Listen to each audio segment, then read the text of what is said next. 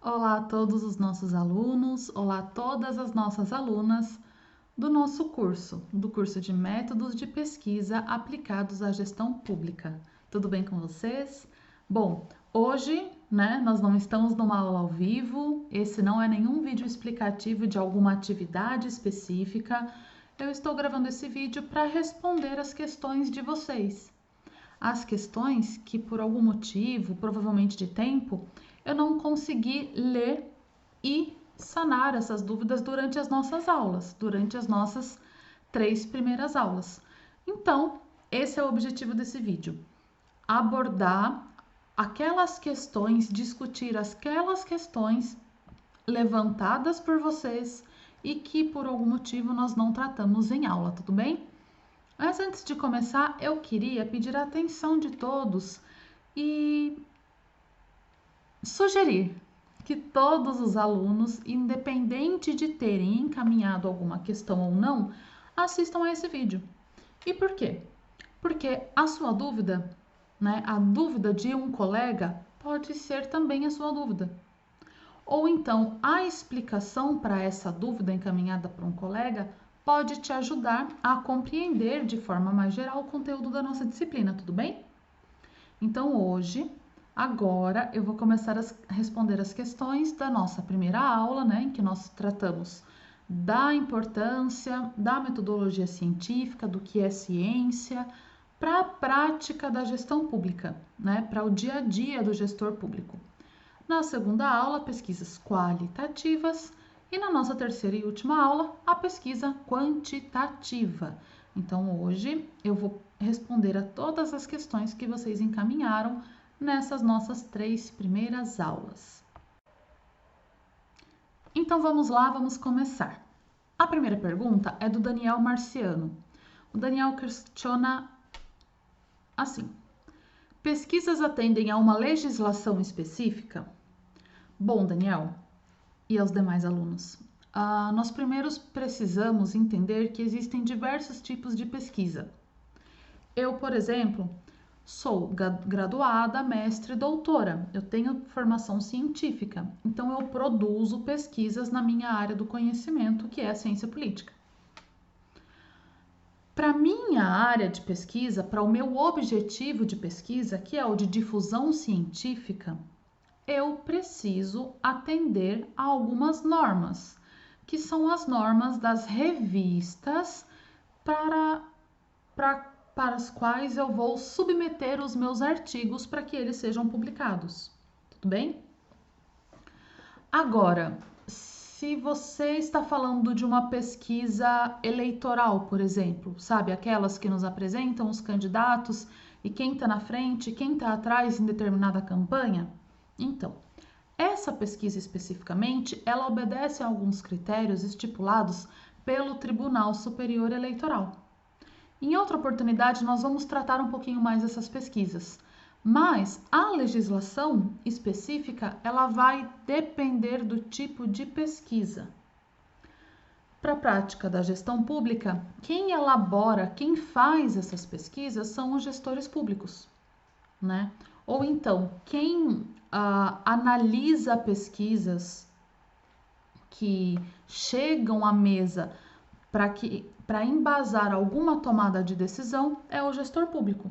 O gestor público, então, ele pode usar do seu conhecimento para elaboração dessas pesquisas, seguindo alguns critérios que não são propriamente de alguma legislação, mas que são critérios de ética, que são critérios que vão pautar a atuação do gestor público, tá? Então, na prática da gestão pública, nós não podemos dizer que existe uma legislação específica, mas existem sim alguns critérios que vão embasar, essa tomada de decisão do gestor público a partir desses dados científicos. Mas Daniel, não se preocupe, porque na nossa última aula do curso nós vamos falar um pouquinho mais sobre a pesquisa na prática da gestão pública e essas questões vão ficar um pouco mais claras.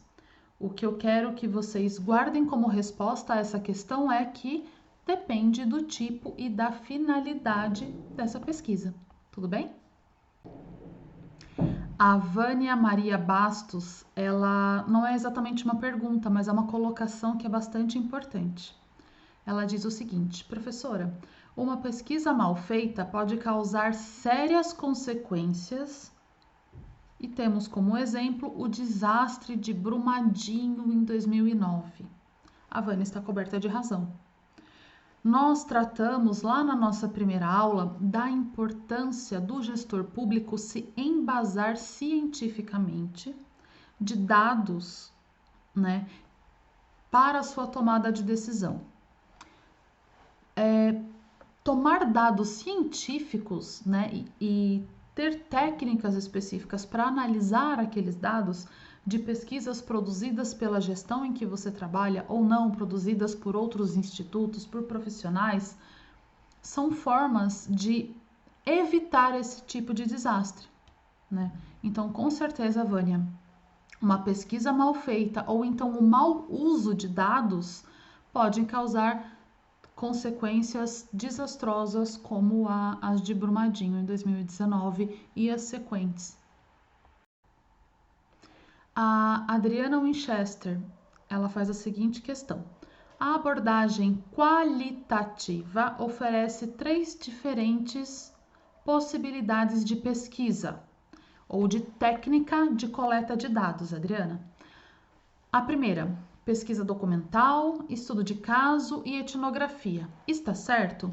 Perfeito, está certo. Eu preciso apenas fazer uma correção. A abordagem qualitativa oferece diferentes formas, né, técnicas de se coletar dados. Essas 3 são as mais usuais, mas não são as únicas, né? Posso citar aqui a observação participante, que é bastante utilizada na antropologia, por exemplo. Mas sim, está corretíssimo essas 3 técnicas de pesquisa para coletar dados para pesquisa qualitativa. Perfeito. A Letícia Francischini Fernandes, ela trouxe uma questão bastante interessante, não relacionada à teoria, mas à prática da gestão pública, o dia a dia da gestão pública. Ela falou o seguinte: prof, se eu já sou servidora, vejo problemas, fiz várias anotações, já falei com as chefias, mas preciso estruturar um relatório que demonstre que tais problemas vêm piorando. Tem uma indicação? Sim. A indicação é para que esse relatório seja estruturado a partir de pesquisas e dados científicos. Se esse problema ele vem crescendo, você pode elaborar uma linha do tempo. Vou dar um exemplo. A Letícia não citou qual é o problema, mas eu vou dar o exemplo aqui da evasão escolar. Então, lá no ano de 2010, a evasão escolar, vamos supor, no município da Letícia, era de 2%. Em 2012, 4%.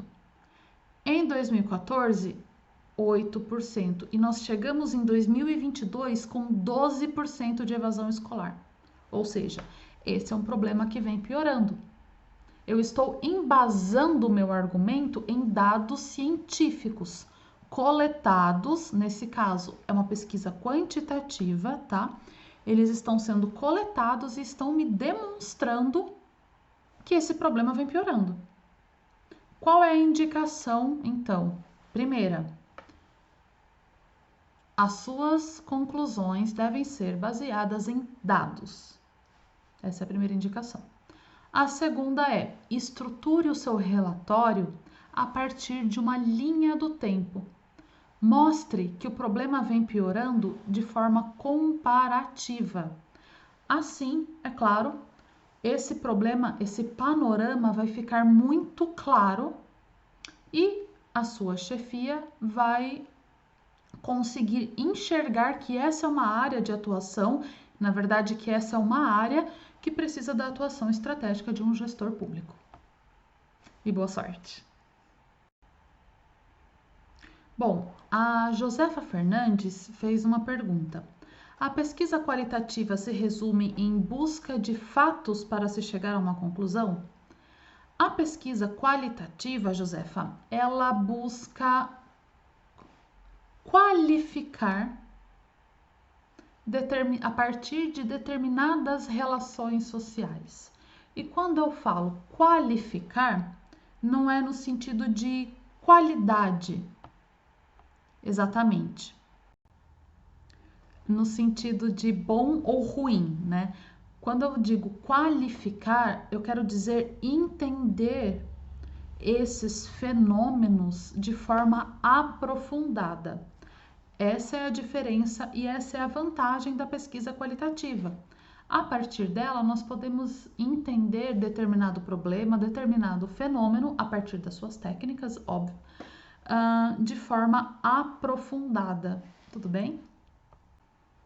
E aqui eu já emendo uma resposta na outra, porque na sequência aqui da pergunta da Josefa Fernandes, vem a pergunta do Ricardo Binotto. Ele questiona da seguinte forma: a pesquisa quantitativa é, por exemplo, verificar quantas pessoas não tomaram vacina em um determinado local. E a qualitativa seria verificar o porquê que essas pessoas não tomaram vacina. Aqui o Ricardo, o que ele está fazendo? Ele está pegando o nosso exemplo e fazendo um comparativo para entender as duas abordagens de forma comparativa. Perfeito, é isso mesmo.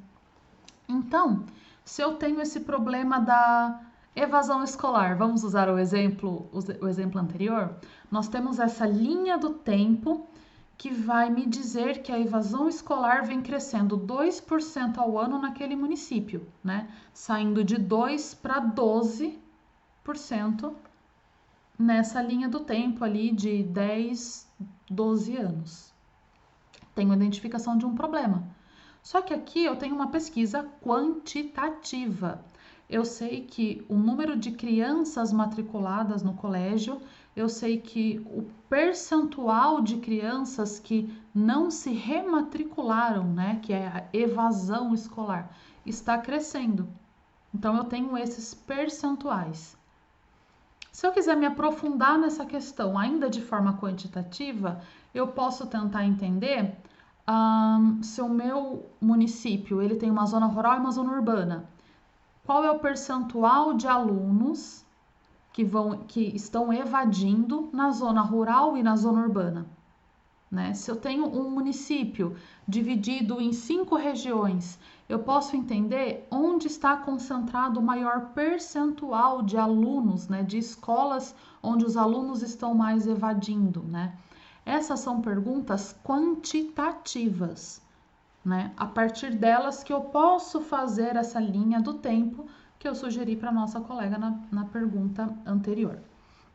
Agora, qualitativa, eu vou precisar diminuir o número de casos, porque vejam, eu estou trabalhando com percentual, né? O percentual do meu universo de casos, né? Uma grande quantidade de casos, né? É disso que eu estou falando, olhando lá de cima.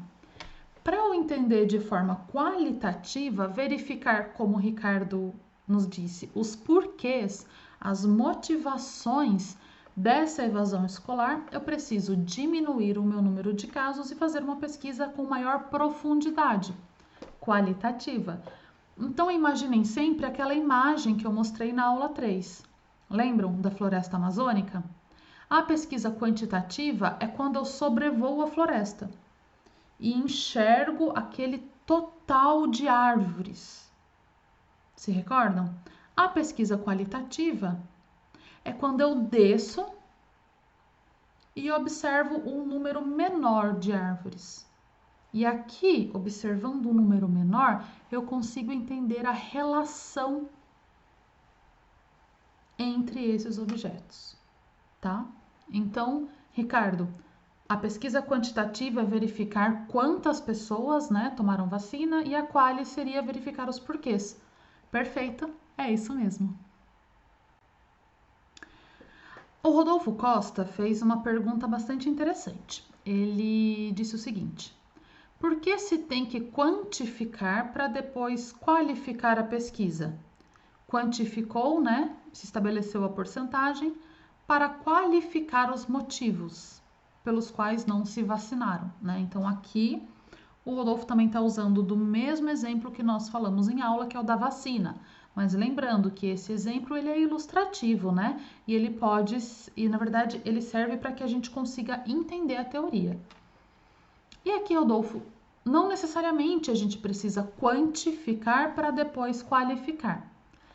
A minha pesquisa pode ser apenas quantitativa, ou a minha pesquisa pode ser apenas qualitativa. Tá tudo bem? A grande questão, e que nós deixamos bastante claro na última aula, é a seguinte: o que vai definir se a sua pesquisa é quanti, se a sua pesquisa é quali, se a sua pesquisa é quanti-quali ou se a sua pesquisa é quali-quanti, são as suas perguntas de pesquisa. Vou dar um exemplo. Eu quero saber qual o percentual de alunos não fizeram a rematrícula em 2022. A minha pergunta é quanti. Quantos alunos? Qual o percentual de alunos? Agora eu quero entender por que determinados alunos de tal bairro,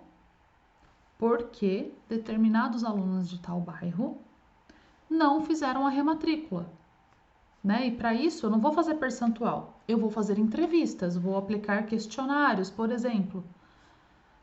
Vou fazer um estudo de caso, tá? E aí eu vou dar respostas qualitativas.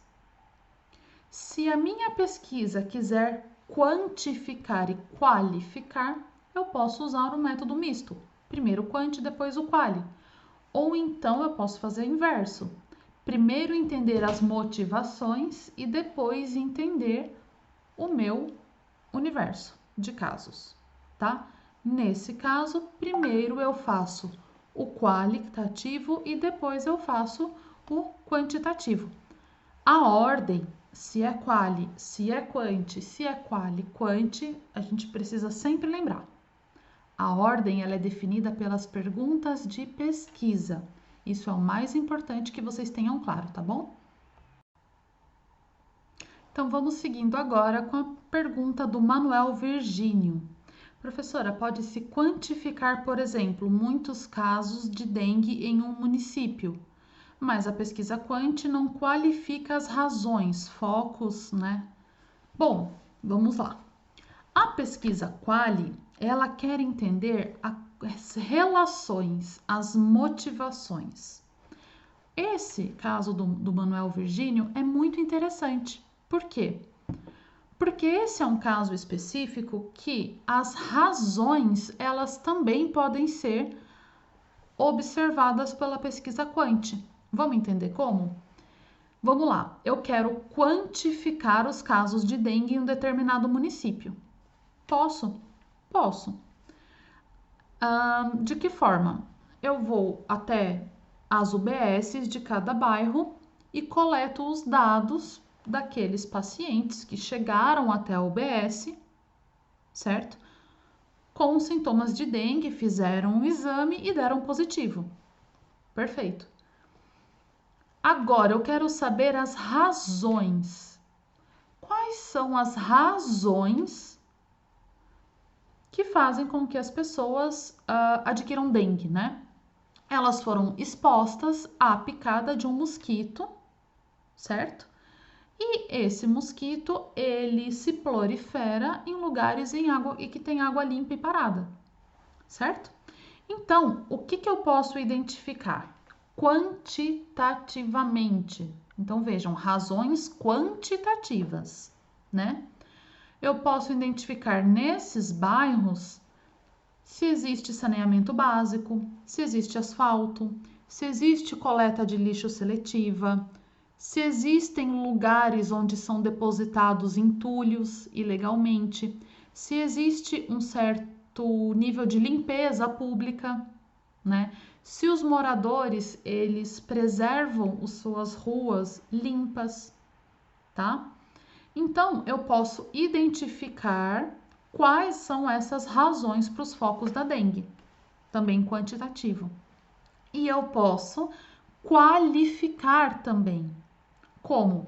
Perguntando, fazendo um estudo de caso, perguntando para alguns desses pacientes se ele esteve exposto a algumas dessas áreas, né, algumas dessas situações em que o mosquito se prolifera, tá? Então, eu posso pesquisar a partir dos dados cadastrais onde cada um desses pacientes residem e cruzar os dados com saneamento básico, limpeza pública, né? Todas essas variáveis que eu citei para vocês. E também posso questioná-lo, perguntando: olha, no seu ambiente de trabalho, você é exposto a alguns desses locais onde o mosquito da dengue pode se proliferar? Entenderam? Então, o que é importante novamente? Se atentar às questões de pesquisa, né?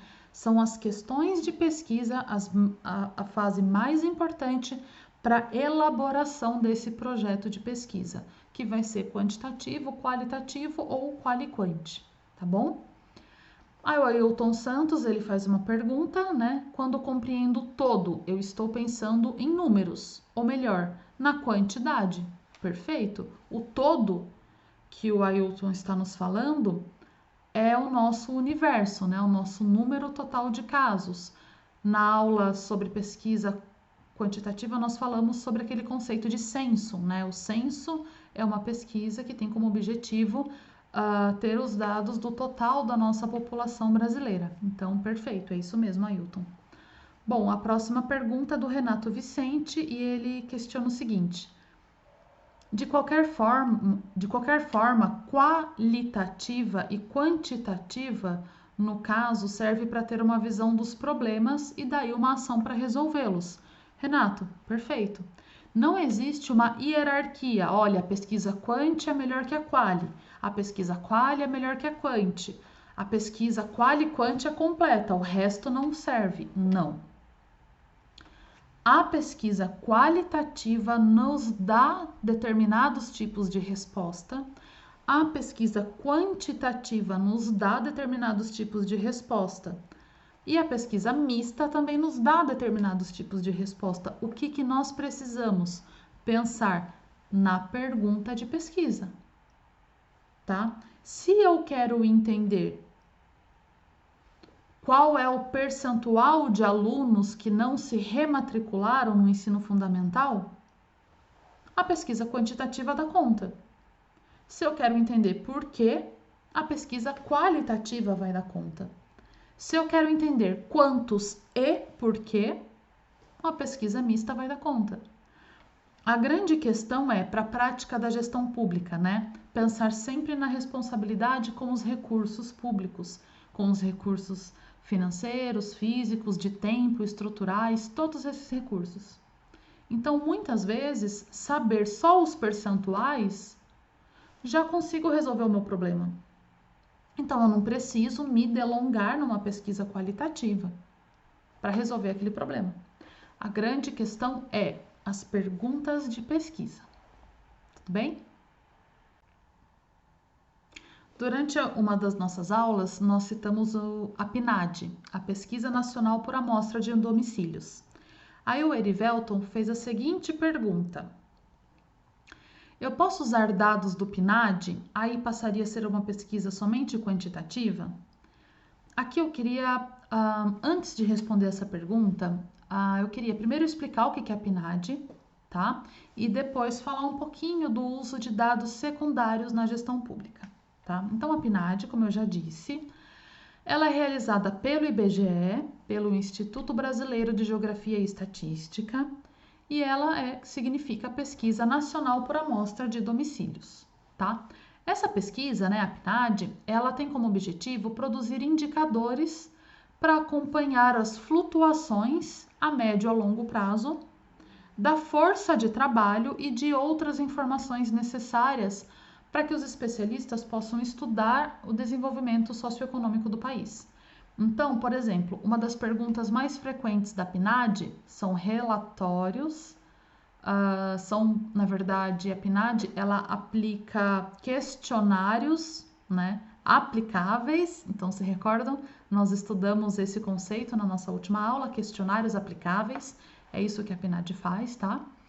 E uma das perguntas mais frequentes da pesquisa é sobre a condição de atividade dos moradores daquela residência, né? Ou seja, a ideia é saber, em cada residência do Brasil, quantos moradores tem ali e quantos deles são economicamente ativos, ou seja, trabalham, né?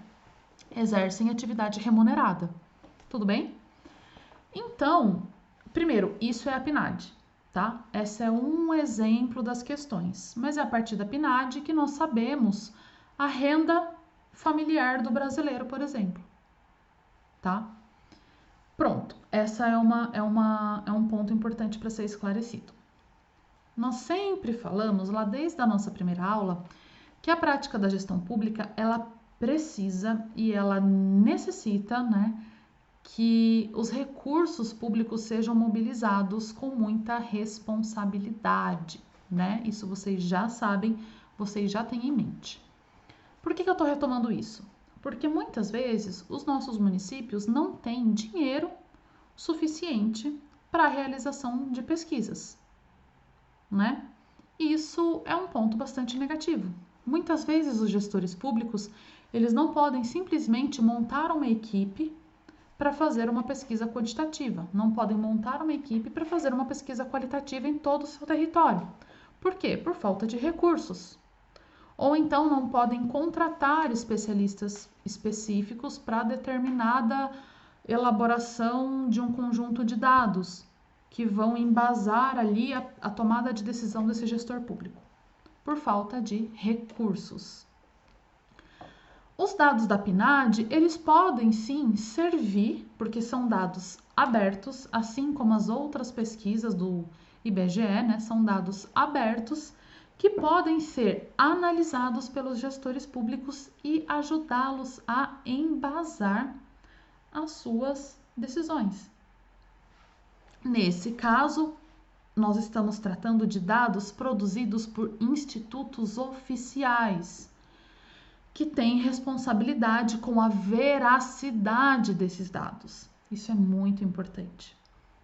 Nós, como gestores públicos, não podemos embasar os nossos dados de qualquer fonte, né? Embasar as nossas decisões em dados de qualquer fonte. As fontes precisam ser seguras, precisam ser dados de origem científica, como é o caso da PNAD do IBGE, tá? Que são institutos bastante sérios, tudo bem? Então, os gestores públicos, na impossibilidade, pela falta de recursos, ou, enfim, por quaisquer outros motivos, podem fazer usos desse tipo de pesquisa, tá? Quando nós mesmos produzimos a nossa base de dados, nós chamamos essa base de base primária. Quando nós não produzimos, mas nós analisamos dados produzidos por outros, por institutos, por outros pesquisadores, isso se chama base de dados secundária. Ou seja, você vai elaborar o seu plano de ação ali para determinado problema, para determinada questão social, a partir de dados da PNAD, do IBGE ou de algum outro instituto ou algum outro centro de pesquisa confiável. Tudo bem? E nesse caso, claro, seria uma pesquisa quantitativa. E aqui eu queria já aproveitar para responder a pesquisa feita pelo Adriano Lameira, né? Quando uma pesquisa passa a ser validada, quando ela é feita por especialistas, infelizmente, Adriano, nós temos hoje, principalmente com a internet, a disseminação de informações falsas. Então, isso é muito difícil, é muito complicado, isso precisa ser combatido. Então, fica a dica de vocês, na prática da gestão pública, procurar sempre por dados oficiais ou de fontes seguras. A PNAD, o IBGE são esses casos. As revistas científicas que publicam artigos escritos por cientistas também são bastante importantes, ou então fontes seguras de meios de comunicação que têm compromisso, né, com a exploração desses dados que são de origem científica, tá? Infelizmente, a gente tem a propagação de muita informação falsa por aí, né? Se vocês bem se lembram, na época do auge da Covid, né, de muitas pessoas que estavam tomando remédios que não tinham comprovação científica de que eles eram eficazes para a Covid. E isso é muito perigoso, né? Porque pode acabar causando outros problemas de saúde, né? Então, infelizmente, hoje nós temos muitas fontes de informação e isso é muito bom, né? A democratização da informação é um aspecto muito positivo, mas infelizmente nem todo mundo usa esses novos meios de comunicação com responsabilidade. O Daniel Marciano, ele fez uma pergunta bastante complexa. Ele questionou o seguinte: como definir a margem de erro numa pesquisa? Antes de mais nada, nós precisamos entender o que é margem de erro, tá? A margem de erro, primeiro aqui, nós estamos falando de pesquisas quantitativas. São elas que vão utilizar dessa ferramenta, desse cálculo que é a margem de erro, tá? Então, pesquisa quant. Então, o que é margem de erro, né? Para começar, a margem de erro, ela é uma estatística que vai expressar a quantidade de erro amostral quando se usa uma amostra aleatória nos resultados de pesquisa. Então, nós já conversamos, né, que nós temos alguns conceitos importantes para a gente entender essa resposta. Universo, né? Amostra, né, uma amostra representativa desse universo.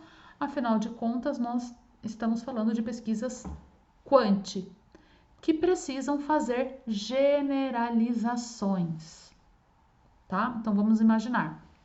Nós temos aqui, né, essa minha primeira mão, o nosso universo, ou seja, o nosso total. Nós vamos fazer a nossa pesquisa com essa amostra aqui, ó. Isso aqui é uma amostra do nosso universo, tá? Então, eu tiro aqui essa amostra para fazer o meu universo. Desculpa, para fazer a minha pesquisa, tá? A margem de erro, ela é a diferença provável de ser encontrada caso essa pesquisa feita na amostra fosse replicada para o meu universo, tá?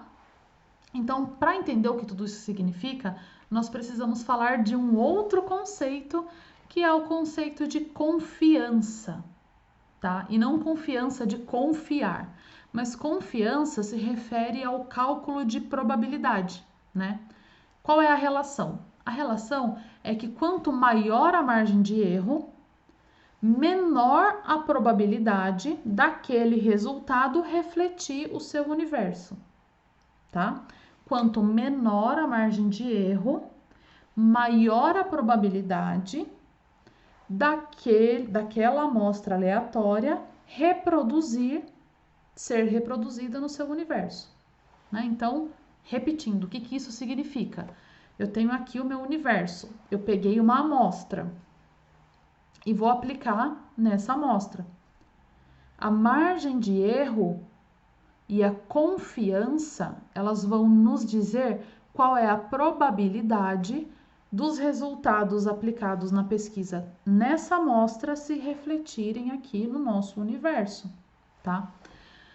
Geralmente, os institutos de pesquisa utilizam uma margem de erro padrão, que é de 5%. Então, se o seu cálculo da margem de erro der até 5%, sua pesquisa está ali validada. 5% de margem de erro, 95% de confiança. O que isso quer dizer? Que se eu replicar a pesquisa feita na minha amostra, existe 95% de chance do resultado se repetir aqui no meu universo. É difícil, é complicado, não são conceitos simples. Escutem, voltem o vídeo, escutem de novo para poder entender.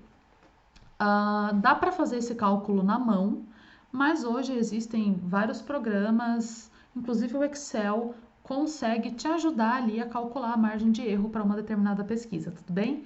Mas, lembrando, a margem de erro ela é calculada quando uma pesquisa utiliza de uma amostra. Tem duas perguntas, a primeira é da Gisele Dias e a segunda da Silvana Cruz.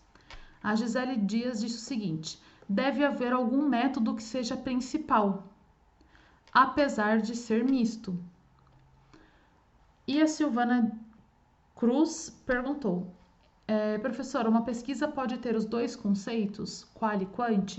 Sim, pode ter. E, mesmo que ela tenha os dois conceitos, o que vai definir se a pesquisa tem um método que é principal é a pergunta de pesquisa, né? Tudo, gente, é definido pela pergunta de pesquisa. Não necessariamente um método deve se sobrepor ao outro. Não necessariamente. O que vai definir se existe um método principal ou não é a pergunta de pesquisa. Tudo bem? E, gente, já estamos na nossa última pergunta, que infelizmente eu não vou poder responder. A Larissa Rocha e Ramos faz o seguinte questionamento: a triangulação de métodos pode ser considerada método misto? Larissa, eu deixei a sua última pergunta para o final, por quê? Porque esse é o tema da nossa última aula. Então, eu não vou adiantar aqui, eu não vou dar spoiler, porque quarta-feira tem aula e nós vamos tratar sobre triangulação de dados. Eu aproveito essa deixa para convidá-los para a nossa última aula, convidá-los a fazer questionamentos, porque eu posso voltar em vídeo, ou caso não dê tempo de responder essas perguntas durante a aula, tá? Antes de fechar, então, eu gostaria de agradecer, né? Agradecer a todos que enviaram as suas perguntas, agradecer a todos que acompanharam esse vídeo, independente de terem enviado, né, perguntas ou não, porque, como eu disse lá no começo, a pergunta do nosso colega, muito provavelmente, se não for a nossa própria pergunta, vai nos ajudar a entender o conteúdo de maneira geral.